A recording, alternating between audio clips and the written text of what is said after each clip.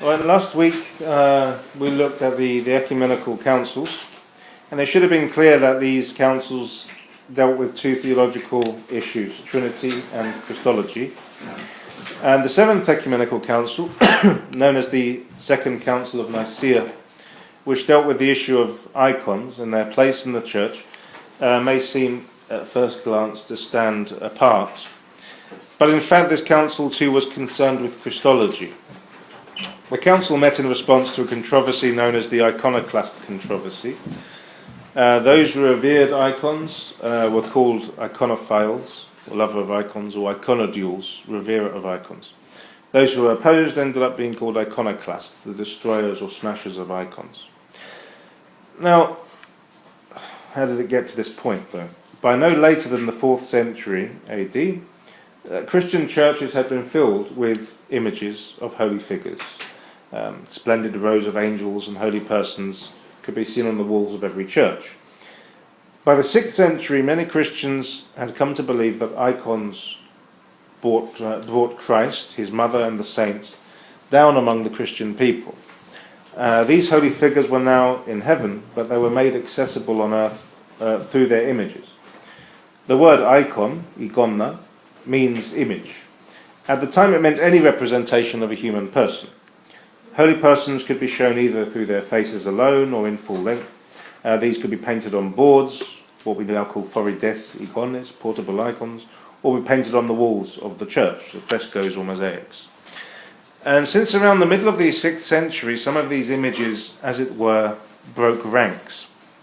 Icons began to be placed by themselves in prominent positions at the doors of shrines, at special places in churches, in public places, outside shops, and in privileged places within Christian homes. And even when they were still part of the overall decor of a church, these were made to look special by being placed in separate panels. Christians venerated these icons, they bowed before them, kissed them, burnt candles and incense before them, even nailed voted objects to them as tokens of their power, what we call damada. In fact, you see some in this church where people have put funny objects on their icons. And such icons were also carried in procession in times of crisis. And the 8th century was certainly a time of crisis for Byzantium. It was constantly under threat of Muslim invasions. It would be no exaggeration to say that Christians soon developed a superstitious attitude to icons. Christians wore images of holy persons embroidered on their robes. Figures of saints and martyrs were stamped on cutlery and on tableware. But these representations were not seen as icons. They were talismans. The holy presences portrayed in them acted as, on their own accord, to ward off the demons, the evil eye. Special attention was given to wonder-working or miracle-working icons, the thaumaturgies ikonos, which had some miracle attributed to them. Now, as I said, in the 8th century, the 8th century was a time of crisis for Byzantium, and it was not long before people began placing the blame for this crisis on the iconophiles.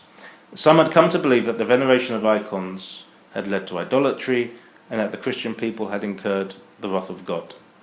In 726 AD, the iconoclast Emperor Leo III forbade all icons in the empire. They were destroyed and the iconophiles were persecuted. And this persecution went on until 780 AD, when the Empress Irene put an end to the persecution.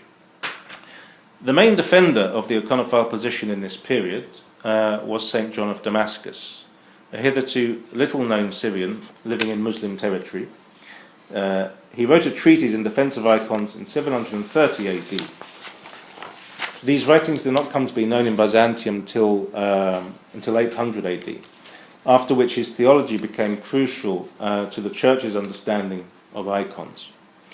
He's written an outstanding work of theology on the divine images, a very influential work. Worth trying to read if you've got time. It's a bit challenging though.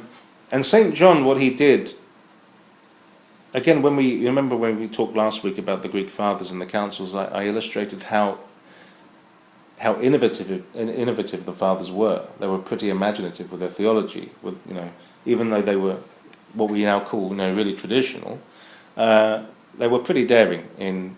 They were quite original in how they developed theology. And St. John was similar. And he made a clear distinction between the worship of God and the veneration of material symbols. And we will look at his theology a little later on. In response to the iconoclasts, the Seventh Ecumenical Council was summoned in Nicaea in 787 to clarify the Church's position on icons and defend their place in the Church's life. The Council, first of all, had to answer the charge of idolatry. The Holy Fathers of the Council defended the legitimate use of iconography through the Church's tradition, through the teaching and example of the Scriptures, both in Old and New Testaments, and the teaching of the Fathers and lives of the saints. But it is significant that before the iconoclast controversy even really began, the Fathers of the Church had already defended the place of icons and explained the veneration of icons. Saint Leondius of Neapolis, who died in 650 AD, he was talking about the veneration of the cross and explaining why Christians kiss the cross. And he says, "We do not make obeisance to the nature of wood, but we revere and do obeisance to him who was crucified on the cross. When the two beams of the cross are joined together, I adore the figure because of Christ who was crucified on the cross. If the beams are separated, I throw them away and burn them." So he's basically illustrating how his veneration, his adoration, is not directed towards matter, to material symbols, but to what is presented. If he sees two pieces of wood, he uses them for a fire and thinks nothing of it. But as soon as they make this symbol, it becomes something that he adores and venerates. Now, it was probably the increasing superstition amongst Christians that led St. Leontius to explaining this veneration towards material symbols. So, it was probably a problem that was growing over time. And he made it abundantly clear that, like I said, the cross is not to be seen as some sort of magic talisman that wards off evil spirits. For him, it was above all about worship and prayer, adoration. We venerate the cross because it symbolizes our salvation. And the Seventh Council employed similar language. The Fathers didn't think that they had anything new to say on the matter. In fact, it's interesting, they themselves, the Fathers who wrote all this theology, really didn't feel they were innovative or imaginative at all. They simply said, this is what the Church has always believed, we are simply sticking to tradition. And to them it was clear that the veneration of the cross, the gospel of the icons, was an ancient and proper practice and tradition. The second purpose, another purpose of the council, was to defend the practical usefulness of icons. And they were explained also as being useful for instruction. Bear in mind that we were talking about a time where the vast majority of people were illiterate. And the icons were seen as methods of teaching. And it was said, if you wanted to teach a pagan Christian faith, take him to the church and show him the icons, explain the icons to him. That argument, I think, is even more relevant today than recent times. They're not, first of all, I'm finding people's level of literacy is plummeted lately. I see this every time I have a baptism, no one can read the creed properly. But also, icons are lessons for people that are too busy to read as well. Icons can still be used effectively as methods of teaching.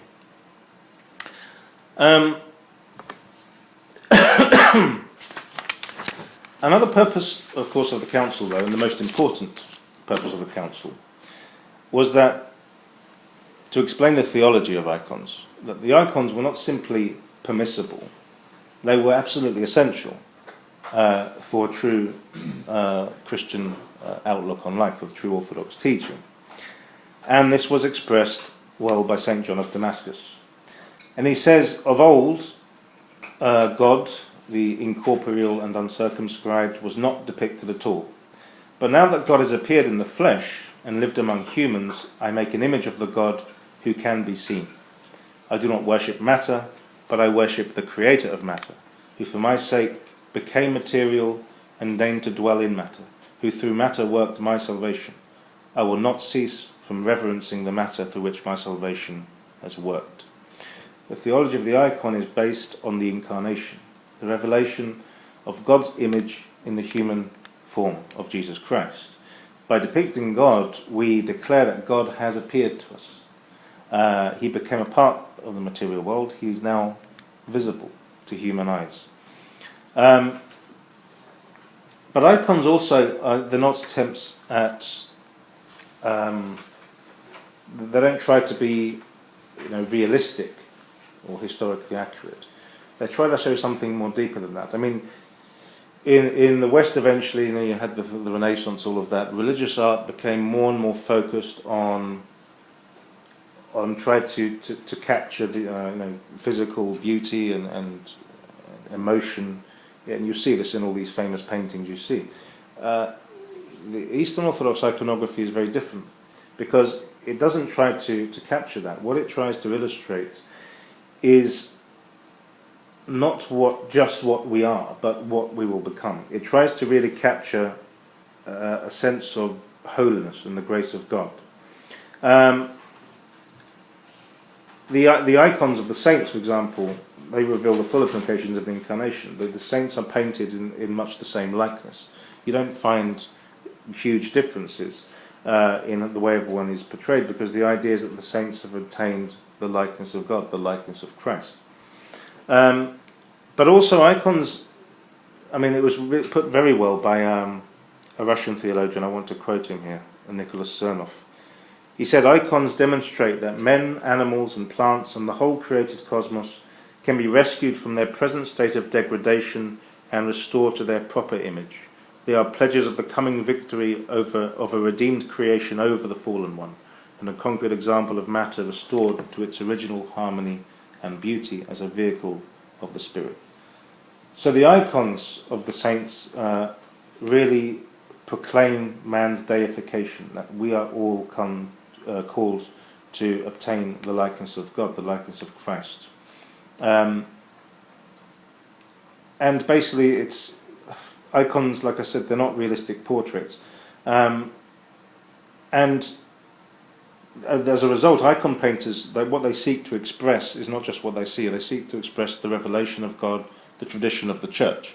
And many of the icons contain a great deal of theology and symbolism.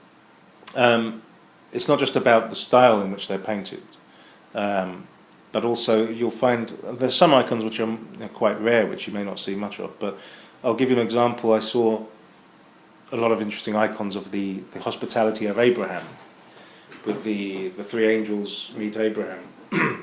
A long time this has been seen as a type of the Trinity, but I was interested to see some very ancient mosaics in Cyprus and monasteries and on Patmos, where they actually had the middle angel portrayed as Christ, with the halo saying, Jesus Christ, I am, on it. They're really sort of telling you about the identity of the person. There was an interesting one in the Nativity. When Christmas comes every year, you read in newspapers, what was the Star of Bethlehem? And you'll hear something about how there was some supernova and whatever happened, and then it was tried to explain it all astronomically. It's all total nonsense. In the icons, in some icons of the Nativity, you'll see that the star is actually an angel, and that is how the fathers interpret it. That the star was actually an angel of God. It wasn't a physical star, and it's obvious when you read Scripture, because the star travels from north to south, not from east to west. It doesn't behave like other stars. It moves when the Magi move. It stops when the Magi stop. It points out Christ. It's clear that it's not just a physical thing. And a lot of the time, another example, a Christmas icon of the Nativity. Why do we have all those animals there? The ox and the ass and all that stuff. Do you think they were there at the... They weren't actually at the Nativity. There's nothing in the Scripture that says there were any animals. We've got this idea from Nativity plays. But there's a theological reason. It's referring to a prophecy. The ox knows its master, and so on and so on, but my people do not know me. They have not recognized me. So the icon of the Nativity is showing you, do you recognize who this child is? Do you realize this is the Christ? There's a lot of subtleties. Bear in mind that the icon painters, like the fathers, knew Scripture back to front. And there are a lot of the subtle things inside the icons which, when you become familiar with everything, you start to see the messages. It's not that it's like deliberate encoding of things to trick people. It's simply that the more, like I've said before, the more you delve into orthodoxy, the more you become familiar with scripture, with all these other things, the more you will begin to understand. It's not just about understanding the language of services. The language of the church is there's a language of icons, there's the language of scripture, there's the language of theology. We need to start to engage with all this stuff, and everything, you start to see the meaning behind everything.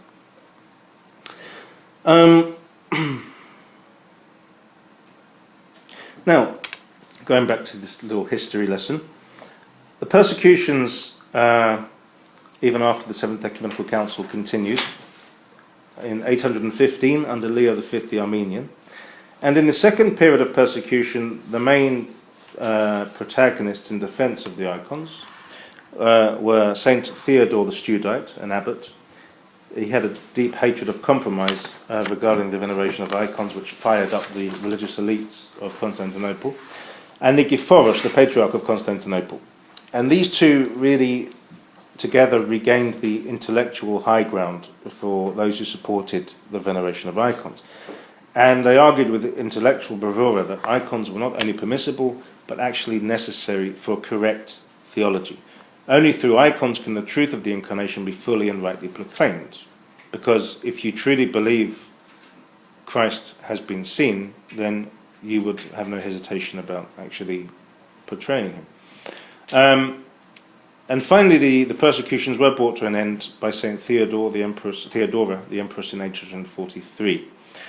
And this end of this persecution was celebrated that year, in 843, in the Cathedral of Hagia Sophia on the first Sunday of Lent.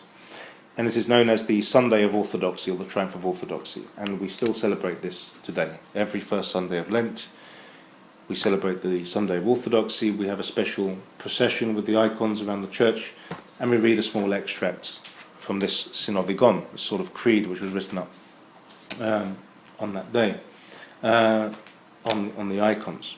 So it's a tradition which goes back right to the 9th century, and it's still alive in the church today. Now, this service, though, it didn't only celebrate the end of the persecution and the restoration of icons. It was seen somehow, for some reason, as a triumph of the church in general over all the heresies, over all the persecutions. And pretty much you'll see in the Synodigon, I mean, it's not the whole thing is actually extremely long, but I've just got some extracts for you. And it's constantly, referring to how the church has basically triumphed here. The basis, though, of many of these statements from the Synodigon, people are not aware of this a lot of the time, is really the theology of St. John of Damascus. I mentioned him earlier, and I want to sort of go back to him a little bit. His greatest intellectual achievement was really to apply to the same unambiguous visual significance to icons, which previous authors had done only to the sacraments of the church. His writings were actually heavily inspired by the ecclesiastical hierarchies of a certain Dionysius the Areopagite. He was an important 6th century Platonist philosopher. St. John and his contemporaries thought he was an Athenian philosopher and a companion of St. Paul. Nonetheless, the work is significant to the church.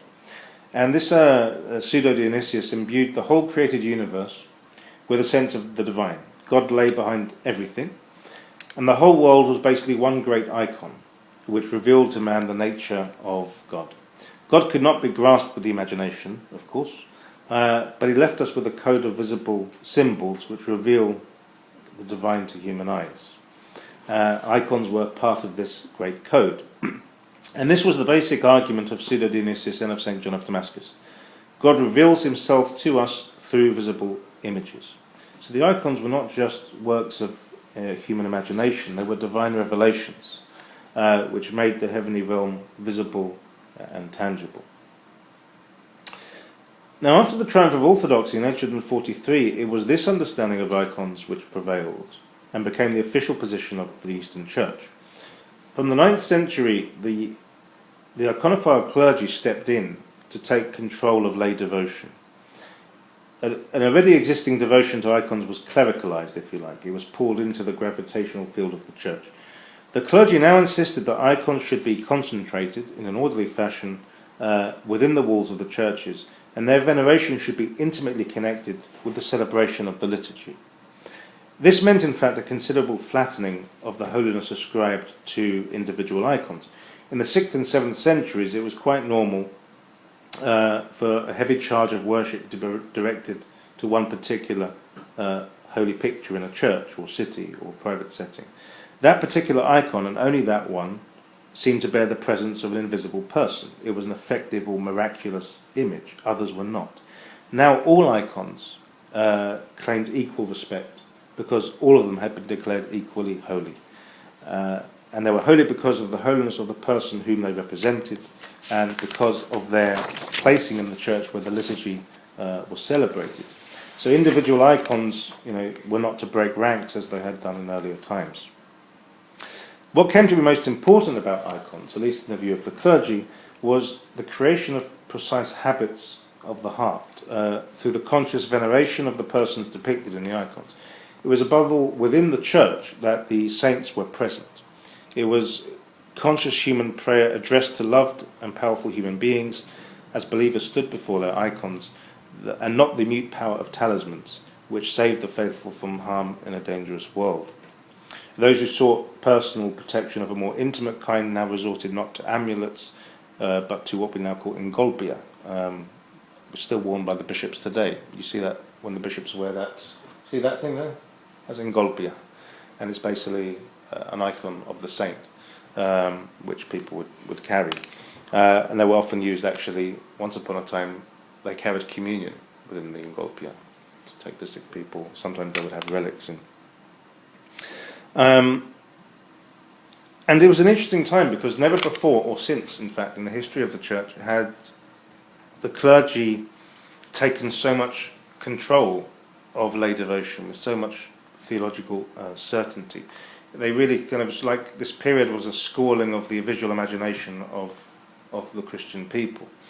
And in fact, this age, after the persecution of the icons, it was considered really the golden age of Christianity. There was we never had a Renaissance, but it was basically, pretty much was a Renaissance in the sense that so much art, liturgical art and theology came after this period. In fact, most of what we have today in our church, the form, the way the services are celebrated, the way we paint icons and all of that, really starts with the 9th century. Yes, it goes back earlier, but if you went to the 9th century, you'd find you'd almost recognise exactly the same church as we have. If you went back earlier, there'd be more differences. But it's really, because also, bear in mind, so much was destroyed before that point as well. And it was like a new beginning for Orthodoxy. However, not surprisingly, the clergy couldn't control the lay people for too long. Icons still spoke to the heart and to fiercely private needs. So meetings began to cluster around religious images the clergy and theologians couldn't do much to control. They did not always function in the manner that the defenders of icons believed they should. Miraculous icons, for example, are still a massive feature in Orthodox countries, in Greece and Cyprus, although the clergy in the 9th century strictly prohibited them. But nowadays you tell people in Greece that you're not supposed to have wonder-working icons and say you're a heretic and an iconoclast. But the church actually said you shouldn't have them. Pinning damata to icons like we have in this church was also prohibited. All of these things, anything where there was an excessive focus on the image as a sort of miraculous, magic working thing, was prohibited by the church, because that's not what icons are about. Icons are basically about our relationship with Christ, about venerating the person depicted, about the theology of what it means that God became man and what implications that has. Yes, we believe that there was, in a way, these windows into heaven. They give us there's something divinely inspired about icons, but they're not there as talismans. And anything where that practice seemed to be I remember in Greece there was so much people it seemed to sort of take people their minds away from what was important, away from Christ, and to think, I'll just go to this icon, it will do what I want it to do. And that was exactly what created the iconoclast persecution in the first place. The Christians themselves were partially to blame. They provoked this attack on icons because we had ceased to really think of them in a Christian way. So we have to be careful. There are bad practices, but also let's bear in mind, let's not be too judgmental, that some people, this is what they've inherited from their parents, grandparents. They think, I don't know any better, this is what I'm told, they follow. I'm not saying that people that, put damage on icons or crawl under icons are a bunch of idolaters. But also, if those things put you off, don't think that you're thinking anything rebellious. You're in fact thinking very correctly, because these things were actually prohibited by the church. And basically from the 9th century onwards, the clergy of the church were very careful to basically safeguard against this idolatrous, superstitious approach to icons. And also, like I said, the way icons were painted in church had completely changed. In the 4th century, you had the odd image, decorations and images of elements with the odd, icon here and there. In the 6th, 7th centuries, you had this one massive icon that was placed central, and only that icon was important. After the 9th century, what you had is basically rows upon rows of saints, all recognizable by their dress and expression. All of them were considered equally holy. It was not. It was about the person depicted and the connection with the liturgy that was important. The claim of St. John of Damascus and the other church fathers who upheld the place of the veneration of icons, that they did nothing but preserve the ancient tradition of the church, has kind of obscured the greatness of their achievement. While it is true the saints were continuing an ancient tradition of icons, their theology was creative, innovative and inspired. And when John of Damascus wrote his treatise of theology in defense of icons in the 8th century, he surely had no idea that the legacy of icons, the theology of icons would become the greatest legacy of Byzantium to ages and places he could not even have dreamt of. And to this day, you can go to Greece, you can go to Alaska, and you'll see exactly the same thing, the church full of these icons, just like it was in the 9th century. And icons, like I said, they've become one of the main, when you think of Byzantium, you think of Eastern Orthodoxy, you think of that. These images are really what comes to mind. This is what has survived. And in fact, there's an icon in the British Library, I think, isn't there? There is an important icon regarding the Sunday of Orthodoxy. It's even recognised outside of Orthodoxy the cultural importance as well of icons. And they're making a big comeback in the Anglican Church. Archbishop of Canterbury has written famous books. You'll go to St. Paul's Cathedral, Westminster Abbey, you'll see big Orthodox icons being placed up. So it's one of these. It's important for so many reasons. But the main thing I wanted to talk about today was how they're theologically important. That this Seventh Ecumenical Council on Icons, the Theology of St. John of Damascus, and I've hardly even touched upon it really. I mean, you'd have to read it yourselves, but you'll see that it was really a continuation of what we looked at last week.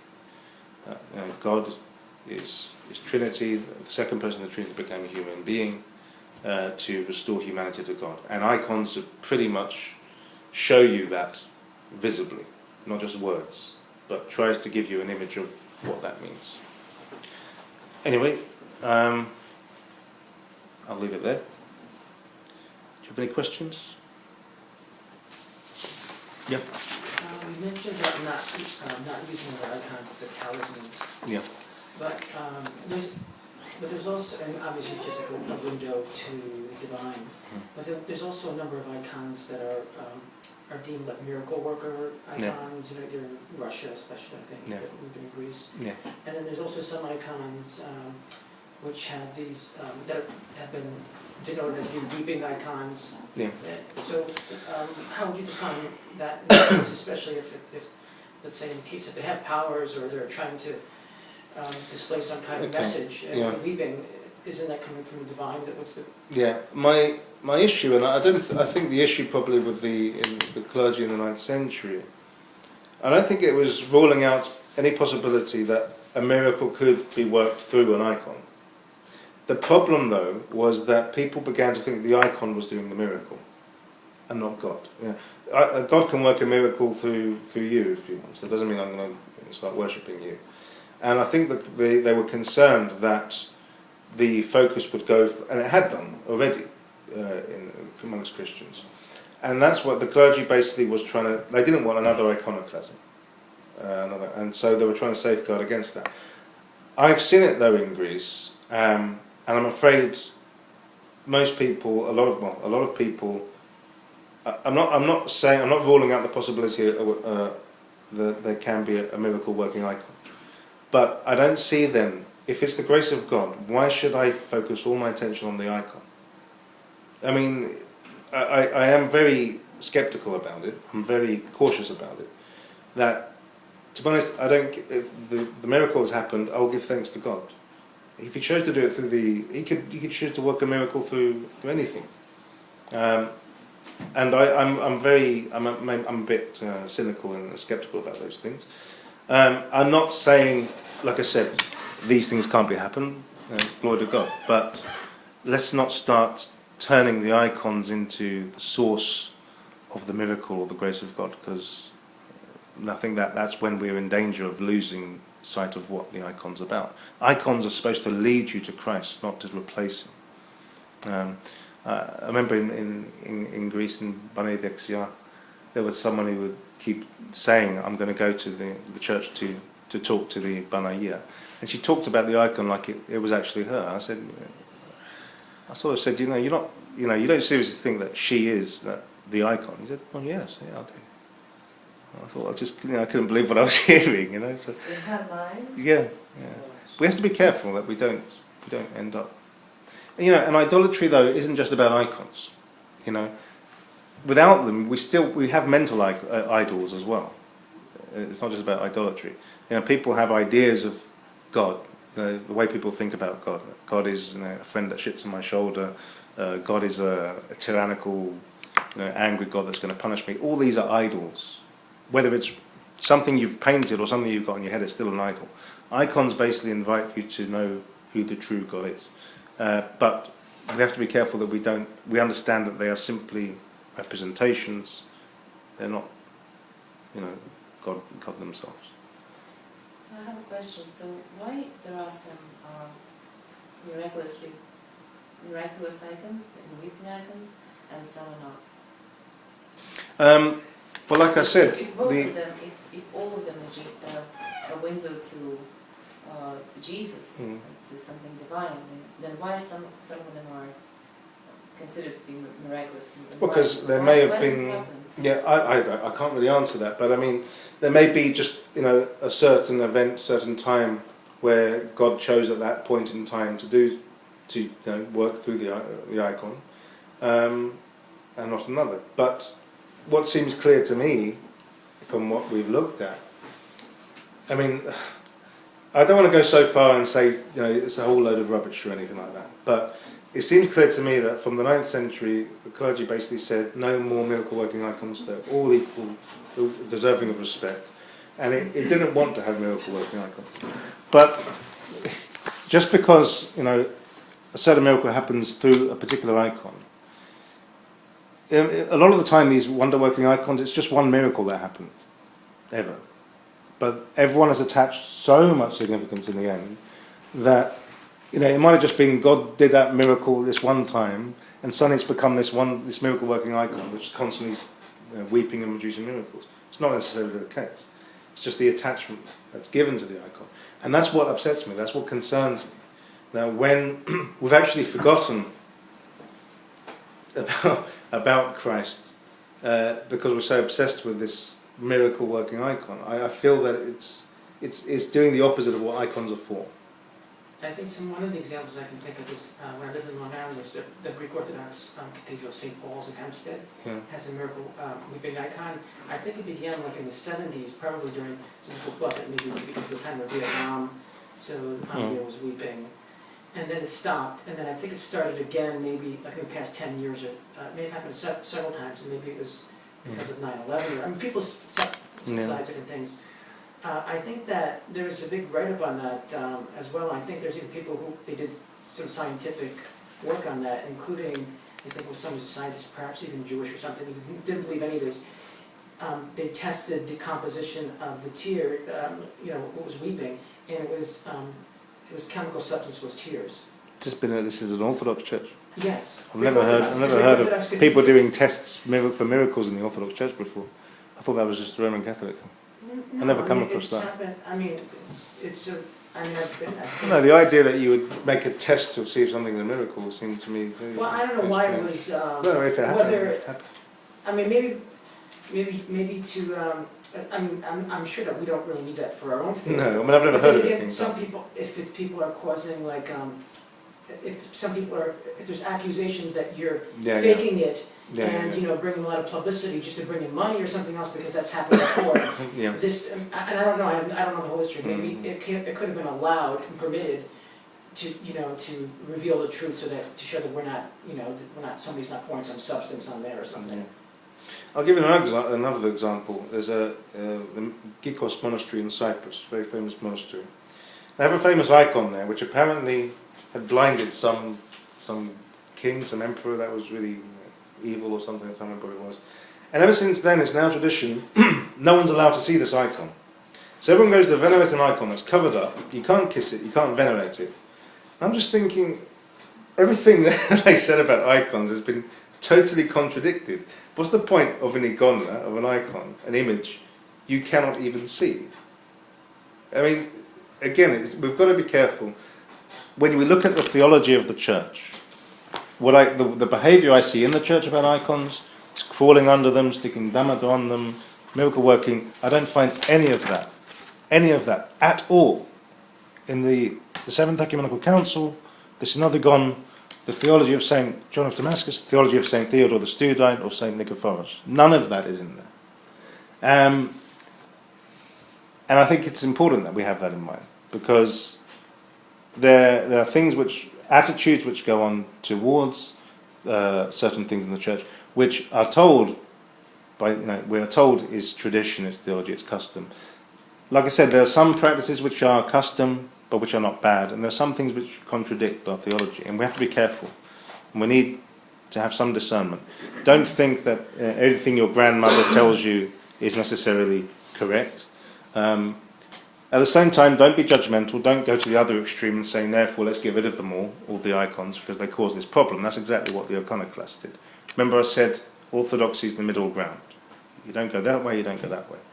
And this is what we try to do. The icons are needed, but we need people to understand what they're about. We need people to understand the theology of them, so we don't end up surrounding it in all this superstition.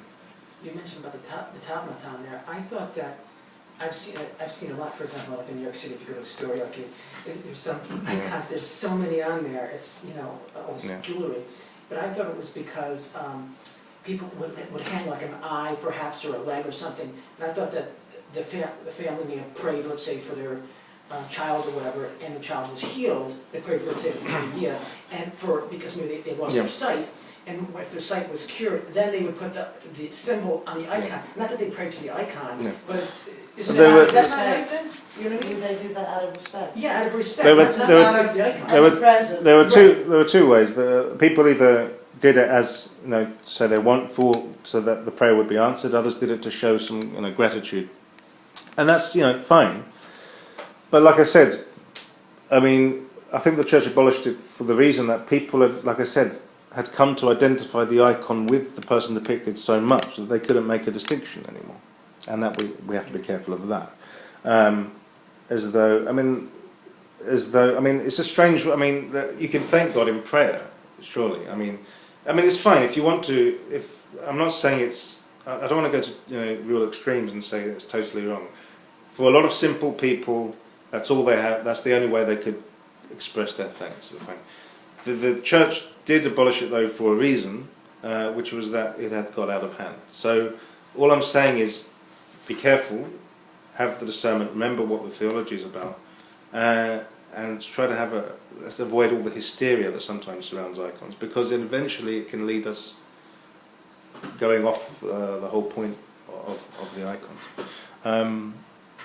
So yeah, I mean, it's a delicate subject, because I know a lot of this stuff is very prevalent. A lot of it goes, this goes back as well a long time, but just because something's old, it doesn't make it tradition either. That's the other thing. I know, even if you went on to Mount Athos, even like a lot of the icons, like the Oxygen which is probably the most famous icons, the icon of the Holy Mountain, there's miracles that are surrounding the back of that icon, right?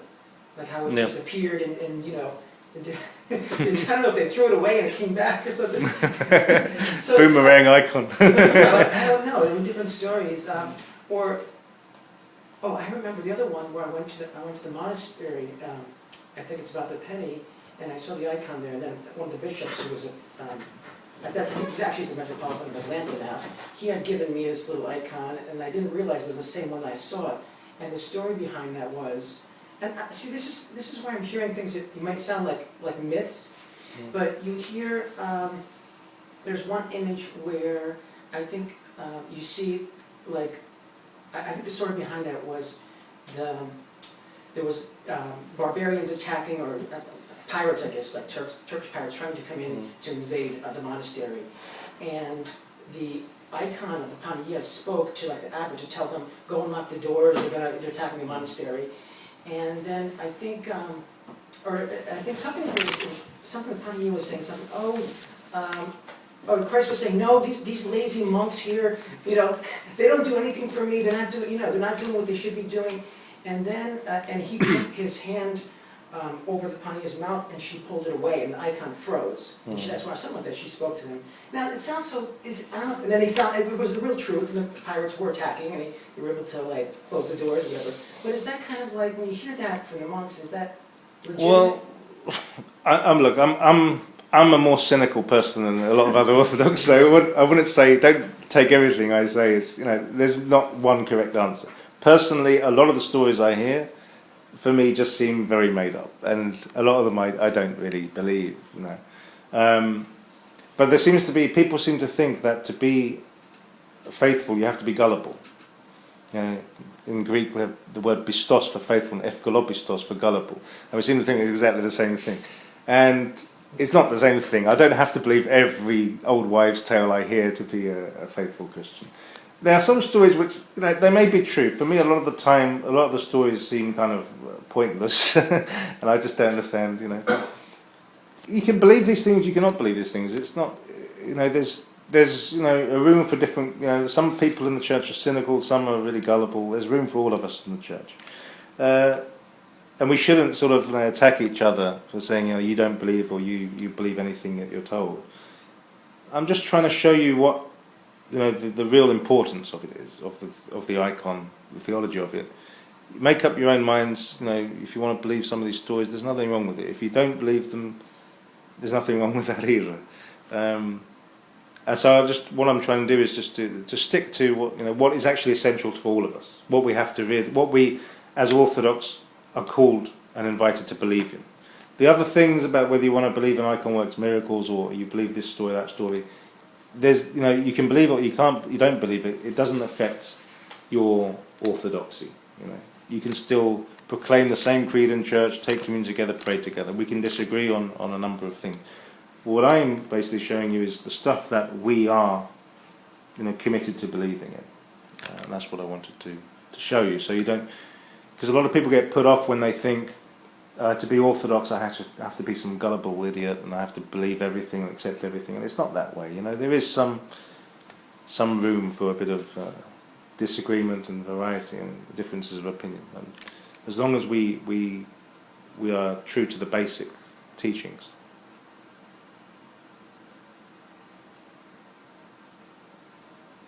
I have another question too about, you mentioned at the beginning about some of the icons were used for there was one instance where I think that they paraded the icons around sometimes if the like in one case where Constantinople was being Yeah, attacked yeah, by yeah, yeah. the Goths, Processions, and yes. some barbarians, or whatever, and they would prostrate the icon around the city walls, for example. And I thought that in one case they took the icon of the Panagia, I think it was from Glakani Monastery, they brought it around. And then based on that, was that where we have the Akathisian Mithia. No, but it's probably where what we have with the litany comes from. The taking the icon around the church on great feasts. We do that in the churches. Which is, I don't think it's a problem. It's just as though it depends how you interpret that. If it's simply a way of, the icon represents the saint, you're celebrating that saint or that feast, so it's carried in some, as a symbol of joy. The way we carry the holy gifts around the church, or the gospel, no different.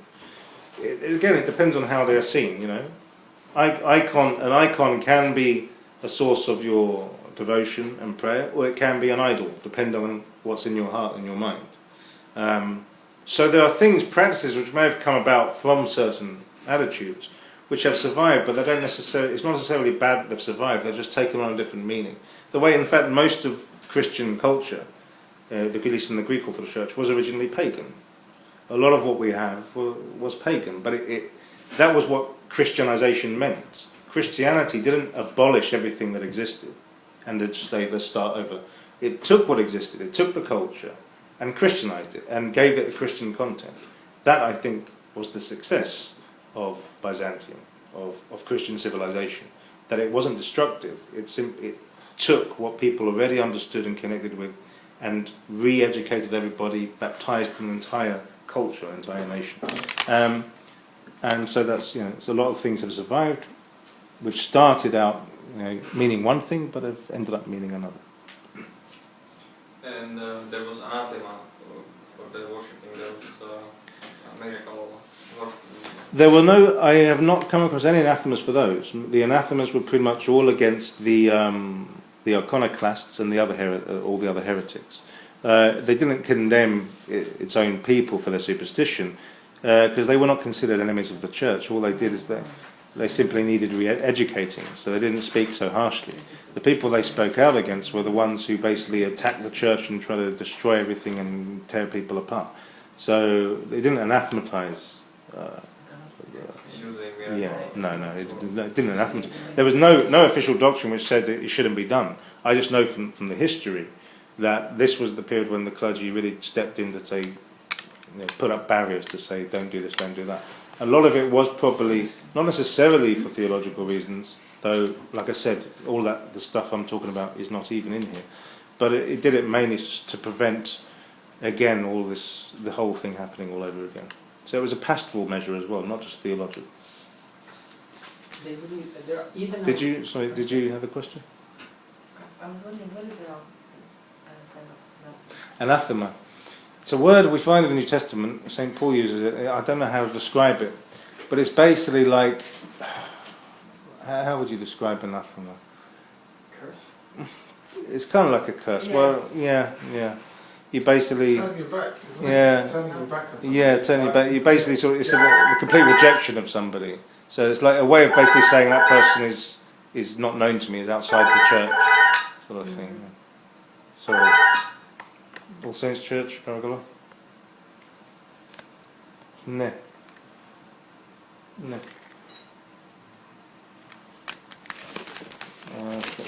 No.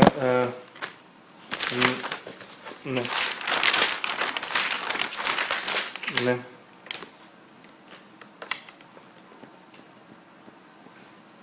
Okay. Yes, sorry about that.